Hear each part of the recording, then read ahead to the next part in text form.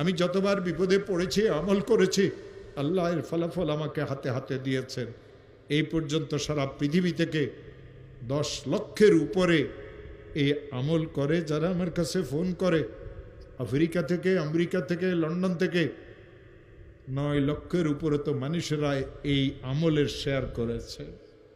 হযরত মুজাদ্দিদ রহমতুল্লাহ আলাইহি তার কিতাবে লিখেছেন, কোনো মুসলমান যদি বিপদে পড়ে, কোনো মুসলমানের মেয়েটার যদি বিবাহ না হয়, কোনো মুসলমান যদি অনেক ঋণগ্রস্ত হয়, কোনো মুসলমান যদি দুশ্মনের দ্বারা আক্রান্ত হয়, কোনো মুসলমান যদি মিথ্যা মামলা মোকদ্দমাতে ফাঁসিয়ে থাকে, কোনো মুসলমানের মেয়েটার যদি তালাক হয়ে যায়, কোনো মুসলমান যদি কঠিন কোনো অসুস্থতাতে পড়ে, কোনো মুসলমান যদি এমন কোনো বিপদে পড়ে যে বিপদ থেকে উদ্ধারের কোনো রাস্তা নেই, ওই মুসলমান যদি আমলটা করে, 499 প্রথমে 100 বার দরুদ শরীফ পড়বে। যেই দরুদ শরীফ সে পড়তে জানে, ইশারের নামাজের শেষে ঘুমের আগে পড়বে আল্লাহুম্মা সাল্লি আলা সাইয়্যিদিনা মুহাম্মদ 100 বার। 499 বার পড়বে লা হাওলা ওয়ালা কুওয়াতা ইল্লা বিল্লাহ। একবার পড়বে লা হাওলা ওয়ালা কুওয়াতা ইল্লা বিল্লাহিল আলিয়্যিল আযীম।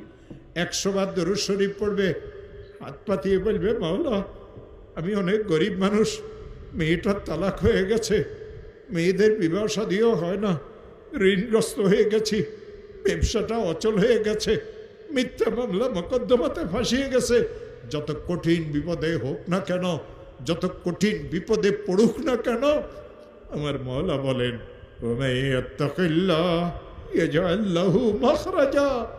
আমি তার জন্য উদ্ধারের রাস্তা করে দেব। ও আমার প্রিয় ভাইরা, এই আয়াত আল্লাহ সূরা তালাকে নাজিল করেছেন। কেন সূরা তালাকে আয়াত নাজিল করেছেন জানেন? ইসলাম ধর্মে সবচেয়ে নিকৃষ্টতম জায়েজ হলো এই তালাক। এই তালাকের কারণে 2টা পরিবার ধ্বংস হয়ে যায়, মাসুম বাচ্চাদের জীবন ধ্বংস হয়ে যায়। এই তালাকের কারণে মানুষদের অবস্থার এমন সৃষ্টি হয় যে সে বর্ণনাও করতে পারে না। বড় বোনের তালাক হয়ে গেল, ছোট বোনগুলি বিবাহ আটকিয়ে গেল। নিশ্চয় মেয়েরা খারাপ, নাইলে কেন তালাক হইল? জামাইকে দেখতে তো অনেক ভালো লাগে। আমার প্রিয় ভাইয়েরা, এই মেয়েটা শ্বশুর বাড়িতে শান্তিতে ছিল না, বাপের বাড়িতে যতদিন ছিল ঘরের কাজ কামে মেয়েকে করা লাগতো। শ্বশুর বাড়িতে যাওয়ার পরে এই মেয়ের এত কষ্ট হয়, কাউকে খুলিয়ে বলতে পারে না। বাপ গরিব মানুষ, বাপের কাছেও বলতে পারে না, নীরবে সহ্য করে। যৌতুক নামের এক অভিশাপ মুসলমানদের ঘরে ঘরে ঢুকেছে। ইসলাম ধর্মে যৌতুক হারাম, ইসলাম ধর্মে যৌতুক হারাম। ব্যয়বাড়ির চেয়ার কুর্সি, ব্যয়বাড়ির ডাইনিং টেবিল, ব্যয়বাড়ির থেকে খাট নিয়েন না মুসলমানেরা। শুকুরের গোস্ত, শুকুরের গোস্ত, শুকুরের গোস্ত। যৌতুকের অর্থ আর মাল এই 2টা সমান। ওই মুসলমান যৌতুক দিতে পারে, ওই মুসলমান যৌতুক নিতে পারে যে মুসলমান দাবি করার পরেও শুকুরের গোস্তকে চাবাই চাবাই খাইতে পারে। ইসলাম ধর্মে যৌতুকের কোনো অধিকার নাই, আল্লাহদের নাই অধিকার, রসুলদের নাই অধিকার। এই যৌতুকের জন্য মেয়েটার উপরে জুলুম হয়, মারা হয় এ মেয়েদেরকে, এ মেয়েদের হাত পা পুড়িয়েও দেওয়া হয়, এ মেয়েদের মাথার চুলও কাটিয়ে দেওয়া হয়, এ মেয়েদেরকে ঘর থেকে বাহিরও করিয়ে দেওয়া হয়, ল্যাপটাকে রাত্রিবেলাতে শীতের সময় টানিয়েও নেওয়া হয়। মেয়েটা ছটফট করে, মেয়েটার জন্য ঔষধ আনে না। ননদদের জুলুম অত্যাচার তো আরো বেশি, শাশুড়িও জুলুম অত্যাচার করে, ননদেরা জুলুম অত্যাচার করে। আর ঘরের অন্য বড় বউ যদি থাকে, সবাই বলে এই নিস্তি মেয়েটাকে আনার পরে ঘরের সব খায়রে বরকত চলিয়ে গেছে, আমরা তো আগে খুব ভালোই ছিলাম। এই মেয়েটা সহ্য করতে পারে না, বাপের বাড়িতেও যাইতে পারে না। একসময় মেয়েটাকে তালাক দেওয়া হয়, মেয়েটার চোখে পানি থাকে, কলিজা ভাঙ্গিয়ে চুরমার সারকার হয়ে যায়। এই মেয়েটা একসময় বাপের বাড়িতে ফিরে আসে, আত্মীয় স্বজন আগের চোখে আর এই মেয়েটাকে দেখে না। ও আমার প্রিয় ভাইয়েরা, যতদিন আব্বা আম্মা আছে মেয়েটার হয়তো কষ্ট হয় না। বাপ জন্ম দিয়েছে কিছু বলে না, মা পেটে ধারণ করেছে কিছু বলে না। এই মেয়ের আসল কষ্ট তো সেই দিন শুরু হবে যেই দিন এই মেয়েটার আব্বা আম্মা মারা যাবে। এই ঘরে সে জন্মগ্রহণ করেছিল, তালাকের কারণে ভাবিরা এই মেয়েটাকে কাজের বউ আর কাজের মেয়ে পরিণত করিয়ে নিবে।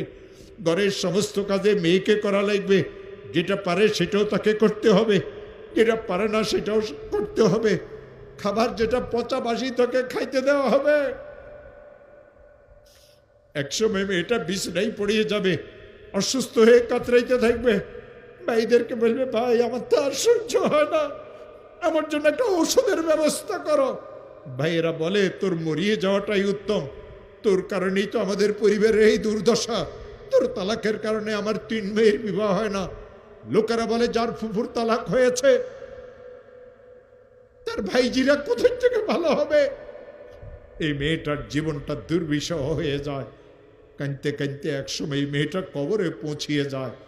এই সব জুলুম আর অত্যাচার, এই সব অন্যায় আর অপরাধ ওই যৌতুকের প্রথার কারণে। ও আমার প্রিয় ভাইয়েরা, এই মেয়ের থেকে দুঃখিনী আর পৃথিবীতে কেউ নাই। মাওলাই করিম এই দুঃখিনী মেয়েটাকে সান্ত্বনা দেওয়ার জন্য এই সূরা তালাকে আয়াত নাজিল করেছেন। তুই আমাকে ভয় কর, তা কই আর পরেশগারি এখতিয়ার কর। যে মহা বিপদে তুই পড়েছ, আমি আমার কুদরতের দ্বারা তোকে এই বিপদ থেকে উদ্ধার করব। ইয়াজআল্লাহু মাখরাজা।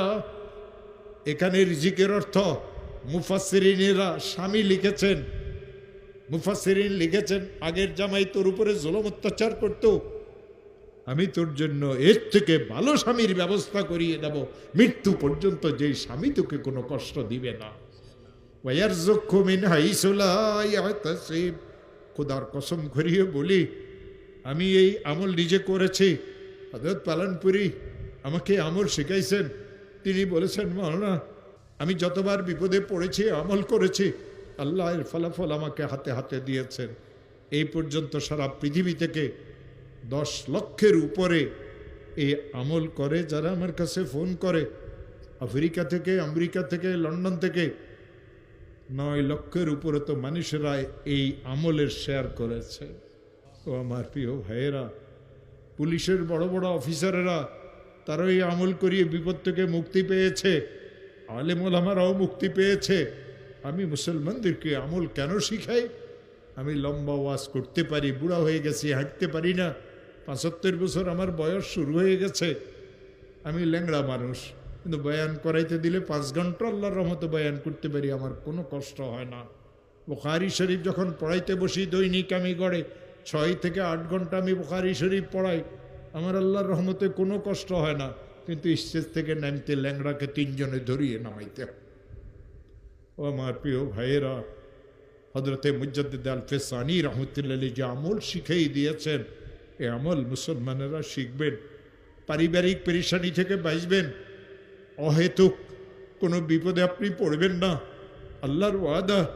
এই জন্য রাসূল বলেছেন, ও আমার উম্মতেরা, ইন্নী লা আ'লামু আয়াতান, আমি একটা আয়াত জানি, ইন্নী লা আ'লামু আয়াতান, আমি একটা আয়াত জানি, লাউ আখাযান নাসু বিহা লাকাফাতহুম, মানুষেরা যদি আয়াতকে শক্ত করিয়ে ধরে, এই আয়াত তাদের দুনিয়া এবং আখিরাতের জন্য যথেষ্ট হবে।